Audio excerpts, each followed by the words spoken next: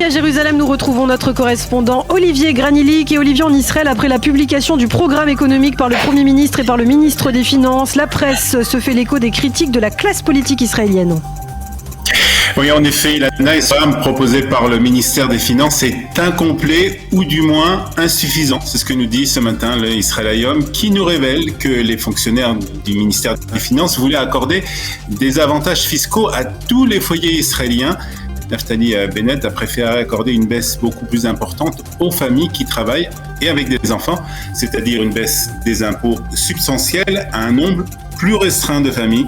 C'est bien là le problème, nous dit le Haaretz. Ce plan ne prend pas en compte les célibataires, les familles sans enfants ou familles avec des enfants de plus de 12 ans ou encore les personnes âgées. De plus, le Israël Hayom nous dit aussi que rien n'est annoncé pour freiner le prix des logements en Israël.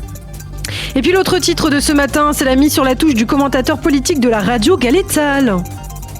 Oui, il s'agit de Yaakov Berdugo, le commentateur politique de la station militaire qui intervenait tous les jours entre 17h et 18h. La nouvelle responsable de la radio a annoncé hier vouloir revenir à un programme d'actualité plus traditionnel et a décidé donc la mise à pied de ce commentateur. Le Yediot Ahronot nous rappelle que Berdugo était considéré comme une nomination politique de l'ancien Premier ministre. Il était un peu le porte-parole de Binyamin Netanyahou sur Galey Tzahal, avec l'arrivée de Naftali Bennett au pouvoir et Yaakov Berdugo, qui n'a jamais eu sa langue dans sa poche, était devenu encore plus virulent contre le gouvernement. Pour Amit Segal, dans le Yediot Ahronot, ce renvoi est une insulte à l'encontre des auditeurs de Galey Tzahal.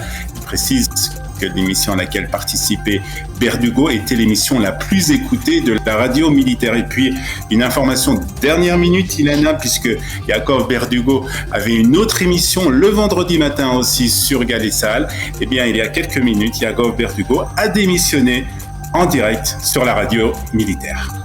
Au chapitre diplomatique à présent, la presse revient ce matin, Olivier, sur la rencontre hier à Tel Aviv entre la ministre allemande des Affaires étrangères et le Premier ministre israélien. Et le Israël Hayom nous explique qu'il était essentiellement question de l'Iran hier. Naftali Bennett nous dit ce matin, que le quotidien a fait part. Naftali Bennett, a fait part des craintes d'Israël par rapport à un éventuel accord avec l'Iran. Naftali Bennett a déclaré qu'Israël pensait qu'un retour à l'accord nucléaire de 2015 serait une erreur qui mettrait en danger toute la région. Bennett a dit également à la ministre allemande qu'il pense qu'une date limite doit être fixée pour les pourparlers de Vienne avec Téhéran, car les négociations s'éternisent alors que l'Iran continue d'enrichir l'uranium et cette situation ne sert pas les intérêts de la République islamique. Le Israël Hayom ajoute aussi que les deux personnalités politiques ont également discuté d'autres questions régionales et de la coopération médicale en ce qui concerne le Covid-19. Et puis on l'évoquait déjà hier, cette visite controversée d'un député israélien, visite qui crée un malaise visiblement dans la communauté juive britannique. En effet, la visite de Bezalel Smotrich continue de faire des vagues et hier, le député de droite a répondu à l'organisation juive britannique. Je vous rappelle que le Haaretz nous le rappelle aussi ce matin, que le Board of Deputies des organisations juives britanniques avait publié un communiqué dans lequel il annonçait que le député israélien n'était pas le bienvenu en Grande-Bretagne et qu'ils appelaient aussi les membres de la communauté juive à boycotter sa visite. Hier, Bezalel Smotrich a réagi à ces déclarations sur la radio israélienne. Il a attribué les déclarations à des problèmes politiques internes, ajoutant qu'il était prêt à tendre la main à la communauté juive du Royaume-Uni. Il y a toujours des disputes et des positions idéologiques, a-t-il affirmé à la radio publique Cannes. Il s'agit d'un petit groupe qui essaye de prendre le contrôle et de faire taire les autres opinions. Je serais ravi de les rencontrer, a ajouté le député israélien. Et puis on parle d'Omicron également, le coronavirus. Israël qui pourrait participer à des essais de vaccins contre ce variant du coronavirus.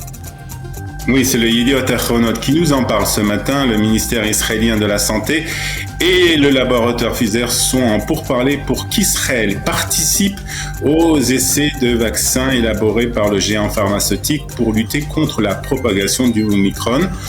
Pour l'instant, on parle uniquement des professionnels des services médicaux de l'hôpital Shiba qui pourraient participer à ces expériences. Enfin, on termine par le scandale Pegasus. C'est une conséquence de l'affaire plutôt étonnante, Olivier.